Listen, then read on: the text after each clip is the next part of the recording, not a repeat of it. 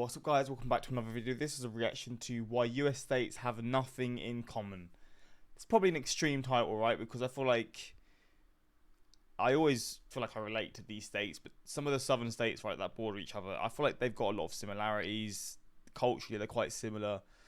I guess the heritage and stuff, the history, and I guess maybe places like New York and Massachusetts, I can just sort of see them being quite similar. The New England states, like states that are nearby have similarities, right? Whether it's historically, culturally, or whatever it is. So I mean, I don't fully see this being as true, but also I do sort of understand maybe like this could be in terms of how each state sort of functions on its own and has its own laws and all these sorts of things, and like they are sort of basically ran like they are individual countries within a big country. But I don't fully know what this will actually be focused on, so we're just going to check this out and see what this is going to say. But yeah, hopefully you're doing well. Let's check this out. Links are also in the description to my Patreon. We can see reactions that I can't post to YouTube. And let's see why US states have nothing in common. This is what a drive across the US state of Kansas looks like, where flatlands and gentle hills turn to rolling plains, pastures, and prairies. Starting in Kansas City, which would easily be the biggest Kansas city if it weren't mostly located in neighboring Missouri. But the 605-mile trek along I-70 from those Kansas City suburbs to the mile-high city of Denver, Colorado, is inexplicably empty, absent major American cities, with Topeka and its roughly 125,000 residents being the only significant population center across the entire 9-hour drive. As eastern Colorado, and much of Kansas, is almost exclusively windy, dusty, and remote. But while the entire state of Kansas has just a third the population of New York City's core, it isn't particularly small, empty, or difficult to traverse. No, Kansas is one of the nation's flattest states, ranked 35th in population, and located along this crucial stretch of Great Plains that separates the western and eastern United States, making it a fairly average state despite it being uniquely important to interstate travel. So if you were to, say, take the 27-hour journey from the city of New York to the famous 16th Street Mall in Denver, Colorado, your entire itinerary would consist of taking I-78 west to 139 before driving a whole 1,800 miles westward on I-70. That's to say, the state of Kansas isn't unique for its tiny population, or for being mostly unremarkable. No, big cities like New York, Chicago, and LA are much more strange for their massive size, major amenities, and elevated population density, as less than 10 US cities have populations that even reach 1 million residents, while the 4 smallest US states of Wyoming, Vermont, Alaska, and North Dakota have about the same total population as Metro St. Louis. That's to say, population distribution in the United States is weird. Now, I'm sure you've seen this nighttime satellite map of where the lights are in the US. I've always found it interesting for several reasons, but especially because of this giant dark zone here, as thousands of square miles of central and west central North America set almost completely empty. Of course, it isn't just America's unique sparsity and stratification that makes US states, cities, and regions so different from one another and the rest of the world.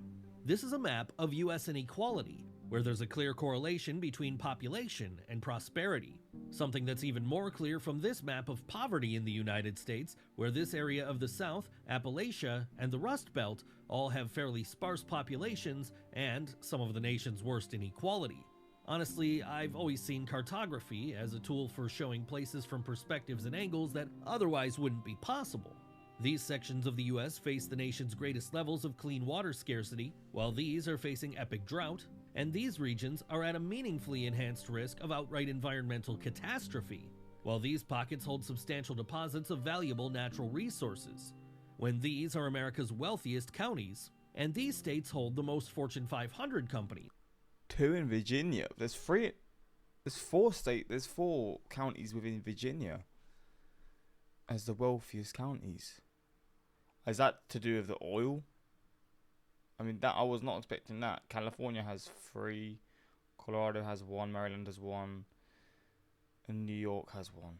Damn. From one perspective, it can all look like it's almost random.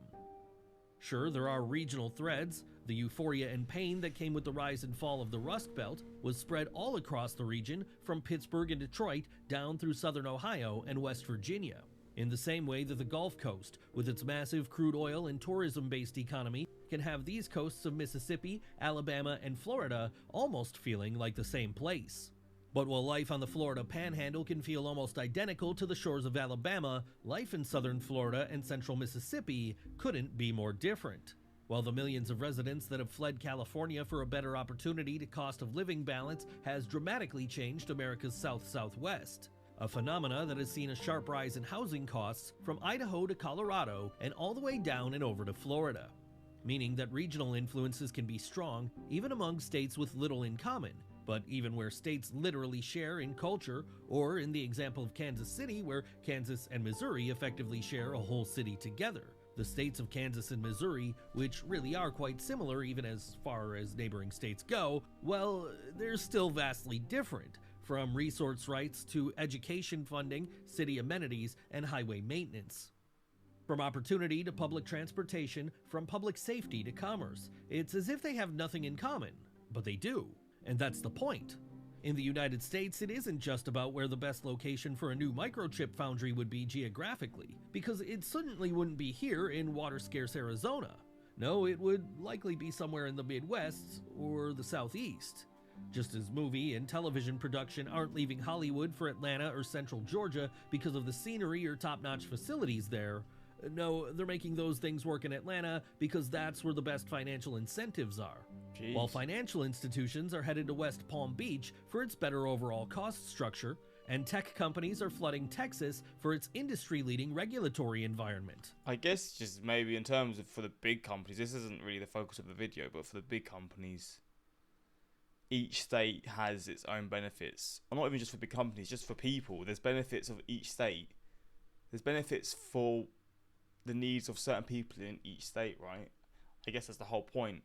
If you want to,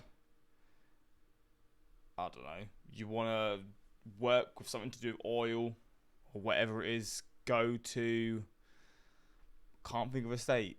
If you want to work with stuff to do with electronics, go to Silicon Valley, or now, although now it's changing, right? Although I feel like Silicon Valley is still good for like companies and startup companies and all that sort of stuff.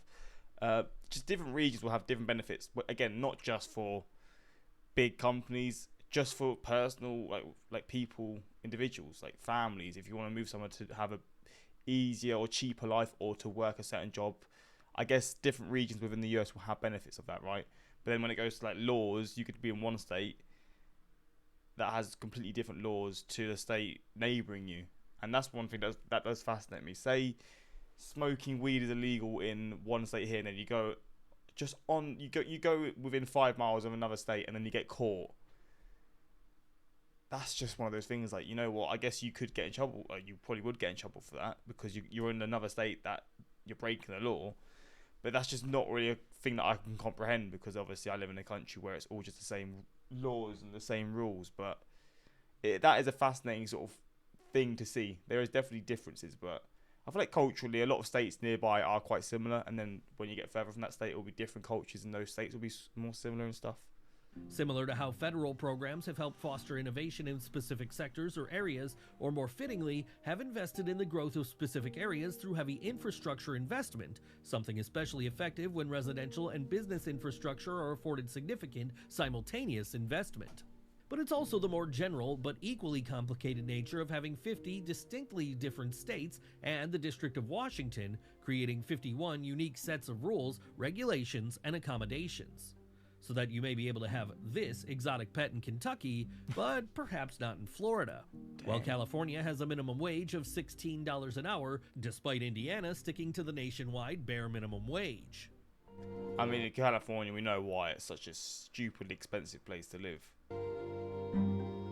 Well, there we go. This is a very short video. I guess it didn't really go in depth on certain things, but I don't think this video actually made any kind of point. That's sort of what I think. All it did was restate obvious stuff, make broad generalizations, and barely touch on the point of the title.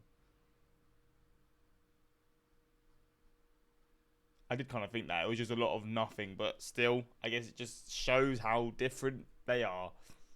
But yeah, hopefully you found this interesting. I guess let me know if you notice this. Maybe you've moved to another state because the way of life is just so different, and is what you'd prefer, whether it's the laws or again job opportunities or whatever it is, the culture, whatever it is. Let me know if you've specifically moved somewhere else or you've traveled somewhere else for those reasons. But that's pretty much it. Until next time, like, subscribe, peace.